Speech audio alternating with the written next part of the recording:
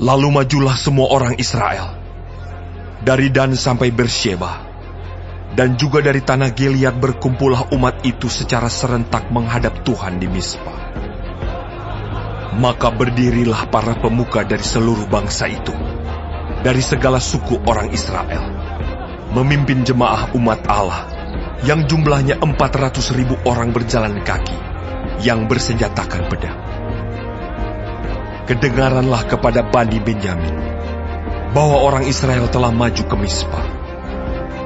Berkatalah orang Israel, ceritakan, bagaimana kejahatan itu terjadi. Lalu orang Lewi, suami perempuan yang terbunuh itu, menjawab, Aku sampai dengan gundikku di Gibea, kepunyaan suku Benyamin, untuk bermalam di sana.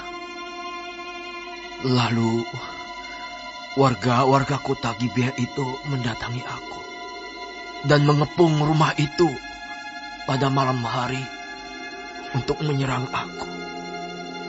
Mereka bermaksud membunuh aku. Tetapi gundikku diperkosa mereka sehingga mati. Maka kuambillah mayat gundikku, kupotong-potong dia, dan kukirimkan ke seluruh daerah milik Musa ke orang Israel. Sebab orang-orang itu telah berbuat mesum dan berbuat noda di antara orang Israel. Sekarang kamu sekalian, orang Israel, telah ada di sini. Berikanlah di sini pertimbanganmu dan nasihatmu. Kemudian bangunlah seluruh bangsa itu dengan serentak, sambil berkata, Seorang pun daripada kita takkan pergi ke kemahnya. Seorang pun daripada kita takkan pulang ke rumahnya. Inilah yang akan kita lakukan kepada Gibea, memeranginya dengan membuang undi.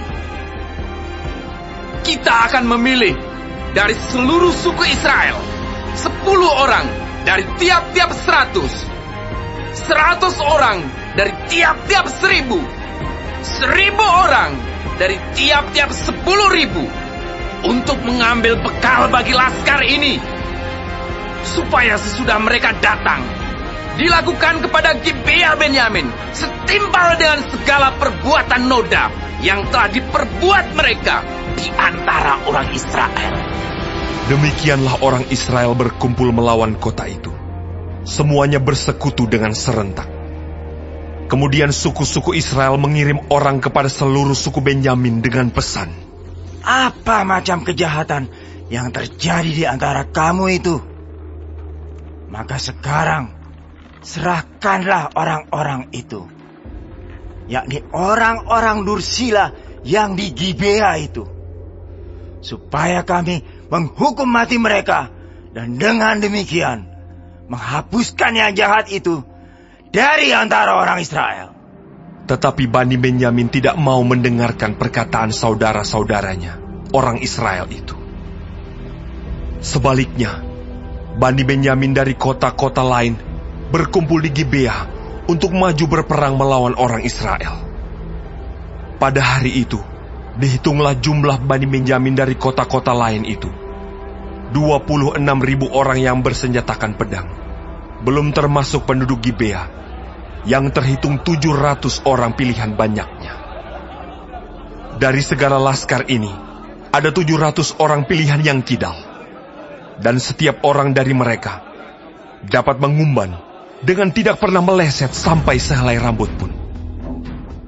Juga orang-orang Israel dihitung jumlahnya, dengan tidak termasuk suku Benyamin, ada 400.000 orang yang bersenjatakan pedang. Semuanya itu prajurit. Lalu orang Israel berangkat dan maju ke Betel. Di sana mereka bertanya kepada Allah, Siapakah dari kami yang lebih dahulu maju berperang melawan Bani Benyamin? Jawab Tuhan, Suku Yehudalah lebih dahulu. Lalu orang-orang Israel bangun pagi-pagi dan berkemah mengepung Gibea. Kemudian majulah orang-orang Israel berperang melawan suku Benyamin. Orang-orang Israel mengatur barisan perangnya melawan mereka dekat Gibea.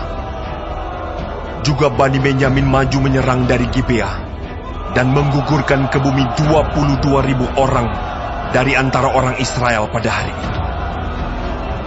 Tetapi laskar orang Israel mengumpulkan segenap kekuatannya, lalu mengatur pula barisan perangnya di tempat mereka mengatur barisannya semula. Kemudian pergilah orang-orang Israel, lalu menangis di hadapan Tuhan sampai petang. Sesudah itu mereka bertanya kepada Tuhan, "Akan pergi pulakah kami berperang melawan Bani Benyamin, saudara kami itu?" Jawab Tuhan, Majulah melawan mereka. tetapi ketika orang-orang Israel pada hari kedua sampai di dekat Bani Benyamin, maka pada hari kedua itu, majulah suku Benyamin dari Gibea menyerbu mereka, dan digugurkannya pula ke bumi 18.000 orang di antara orang-orang Israel, semuanya orang-orang yang bersenjatakan pedang. Kemudian pergilah semua orang Israel, yakni seluruh bangsa itu, lalu sampai di Betel. Di sana mereka tinggal menangis di hadapan Tuhan, berpuasa sampai senja pada hari itu, dan mempersembahkan korban bakaran dan korban keselamatan di hadapan Tuhan. Dan orang-orang Israel bertanya kepada Tuhan. Pada waktu itu, ada di sana tabut perjanjian Allah. Dan Pinehas bin Eleazar bin Harun menjadi imam Allah pada waktu itu. Kata mereka, "Haruskah kami maju sekali lagi untuk berperang melawan Bani Benyamin saudara kami itu? Atau haruskah kami hentikan itu?" Jawab Tuhan, Majulah, sebab besok aku akan menyerahkan mereka ke dalam tanganmu. Lalu orang Israel menempatkan penghadang-penghadang sekeliling Gibea. Pada hari ketiga, majulah orang-orang Israel melawan Bani Benyamin dan mengatur barisannya melawan Gibea seperti yang sudah-sudah. Maka majulah Bani Benyamin menyerbu laskar itu. Mereka terpancing dari kota, dan seperti yang sudah-sudah, mereka mulai menyerang laskar itu pada kedua jalan raya. Yang satu menuju ke Betel, dan yang lain ke Gibea melalui padang. Sehingga terbunuh beberapa orang, kira-kira 30 orang di antara orang Israel. Maka kata Bani Benyamin, "Orang-orang itu telah terpukul kalah oleh kita seperti semula." tetapi orang-orang Israel telah bermufakat lebih dahulu. "Marilah kita lari dan memancing mereka dari kota ke jalan-jalan raya."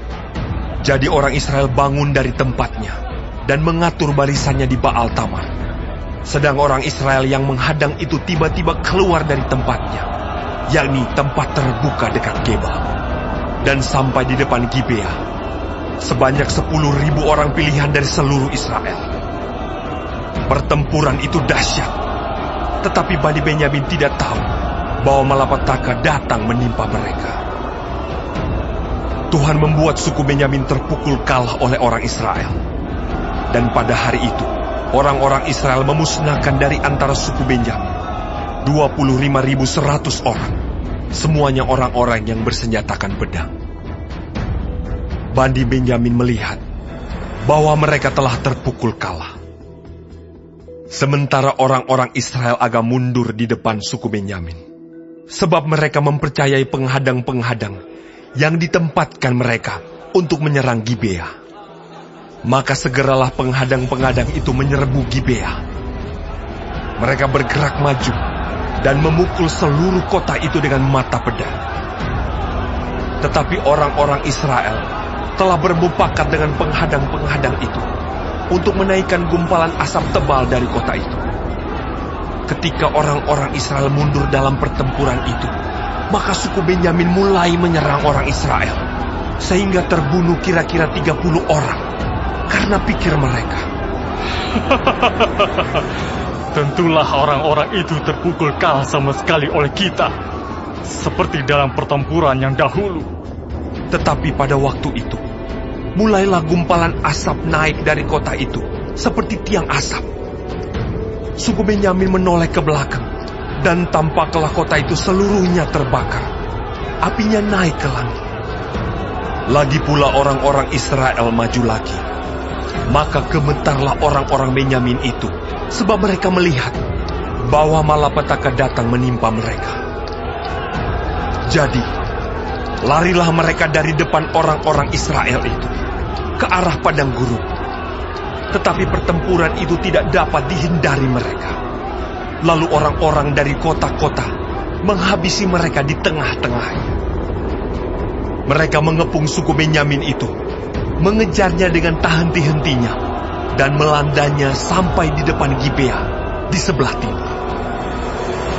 Dari Bani Benyamin ada tewas 18.000 orang.